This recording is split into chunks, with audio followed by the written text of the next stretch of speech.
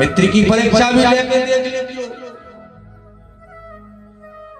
कहूं अगर पैसा बढ़ा गए हो तुम्हारे, वो बहुत बड़ी विपत्ति में तुम पड़े हो, तो तुम्हारे जितने मित्र बनाए हो उनको सबको फोन लगा लीजिए। 100, 200, 500 जितने भी तुमने मित्र बनाए हो, रिश्तेदार बनाए हो, उनको फोन लगा लियो और उनसे अपनी जो बात है वह बोल के तो देखियो। तुम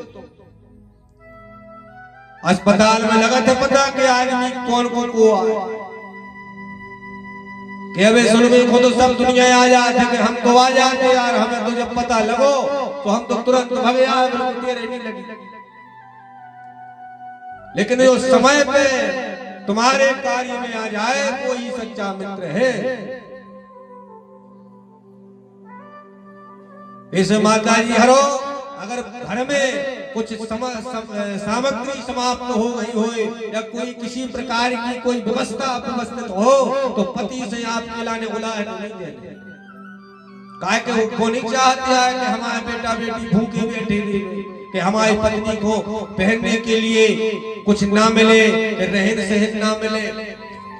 अपनी संतान के लाने सब सुख चाहते हैं, लेकिन अगर फिर भी सुख नहीं मिल पा रहा हो तो समझ लियो कि भगवान परीक्षा है। अब तुम जब वो खिलाने 2 टाइम लगे रहे हो, वो को भी आत्मदेव जी भाई दिमाग खराब हो जो सुबह भी मरवे खिलाने भगत गए, तो उनको तो मिल गए संत जी, उन्होंने फल दे दो तो वो फल खिलाने लेकर के भी गोकर्ण जी हो गए। अब कलयुग में तुम्हें को नहीं मिल पाए और तुम्हारे कारण करो ऐसो काम घट गो जो कबो ने जीवन में तुमको क्यों प्रायश्चित करते हो। तो धीरज धरो में मित्र और नारी, धीरज सीटी है मरवाने वाली, बिल्कुल सीटी तो बहुत खराब लगा था हमें। तुम्हारों में जो सीटी बंद करो, आए सीटी में टीटी बच जा रहा है, इसे जिस बिल्कुल बंद कर दे। बहुत अमूल्य समय है जो दुनिया में आदमी की लागे, एक एक क्षण की कीमत हमारे लिए चुकानी है। जैसे गोपियां कहती हैं कि पलक झपकते ही मैं ब्रह्मा को गालियां दे देती हूँ कि पलकें क्यों बनाई तुमने, जो हमारे श्याम सुंदर से भगवान से मिलन में क्षोभ उत्पन्न करती। इन पलकों को काट देना चाहिए। तो वो महाराज निमि को भी हटा देती है अपने रास्ते से। तो जीवन में परीक्षा अगर लेनी है तो इनकी परीक्षा विपत्ति के समय होती है। धीरज धर्म मित्र और नारी आपद काल रखिए चारी। इसलिए जब भी विपत्ति आवे तो भगवान से कहो कि नाथ आपकी जब कृपा होगी तब हम सुख भी प्राप्त करेंगे, क्योंकि सुख और दुख 2 पहिए हैं। अच्छा भोगने 2 चीजें पर सुख है तो सुख भी आप भोग हो और दुख के लाने भी भोग हो। नारद जी कहते हैं वेद व्यास जी से सरस्वती नदी के तट पर कि महाराज मैंने 1 जन्म तक भगवान को भजन करो आकाशवाणी की कही, पूरा जन्म निकल गया, लेकिन भगवान की कृपा होगी एक दिन, मुझे ये विश्वास था। इसलिए जब प्रलय हुआ तो ब्रह्मा जी के उदर में मैं प्रवेश कर गया और ब्रह्मा से सभी देवता भगवान श्रीमद नारायण के उदर में प्रवेश कर गए। और जब भगवान ने संसार फिर से बनाया तो नारायण की नाभि कमल से ब्रह्मा और ब्रह्मा की 10 मानस पुत्रों के साथ में नारद प्रकट हो गया और श्रीमन नारायण ने प्रकट होकर के मुझे वीणा प्रदान करी। देवदत्त वीणा स्वर ब्रह्म विभूषिता मूर्धयित्वा कथा गायमानश्चरा।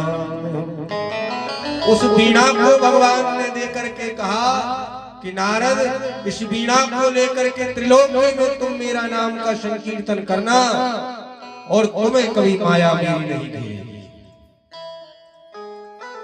सुखदेव जी से भी कह दिया श्री हरि ने कि माया नहीं घेरेगी। और नारद जी से भी कह दिया कि माया नहीं घेरेगी। कब कहा? सुखदेव जी भी भागवत जी में कहते हैं कि मेरे भी कई जन्म चले गए महाराज, मैंने भी खूब भजन किया लेकिन माया ने पीछा नहीं छोड़ा। और अंत तो गत्वा वही बात नारद जी ने कही, तो नारद बाबा ने भी फिर डट करके भजन किया है। तब जाकर के भगवान ने फिर कहा है कि मेरी माया तुम्हें नहीं घेरेगी। इसलिए कलयुग केवल नाम आधारा। इसलिए हे भक्तजनों भजन कर्म सीखो। भजन बिना तन राग की ढेरी जीवन रहने देगी। जितने भी महापुरुष हुए हैं इन्होंने भजन करके अपने तपबल के प्रभाव से संसार को जागृति दी है। तपबल रचे प्रपंच विधाता, तपबल विष्णु सकल जग त्राता, तपबल से धन मही मारा, तपबल सम्मुख रही संहार। तपस्या के प्रभाव से, भजन के प्रभाव से ही ये धरती टिकी हुई है। तीनों लोगों में नारद जी ने जो असद मार्ग पर जाते हैं प्राणी उनको सन्मार्ग की ओर ले जाने का प्रण किया श्री हरि के सामने। और श्रीमद् भागवत महापुराण फल बताया है। और सुखरूपी तोते ने इसमें अपना मुख का स्पर्श किया तो ये तो बहुत मीठा हो गया। महर्षि वेदव्यास को नारद जी सुना रहे हैं अपने पूर्व जन्म की कथाओं। कहते हैं कि महाराज हमारे सामने तो ये सब मैंने आपको अपनी कथा और कथा सब बताई है, अब आप समझ लो कि क्या करना है।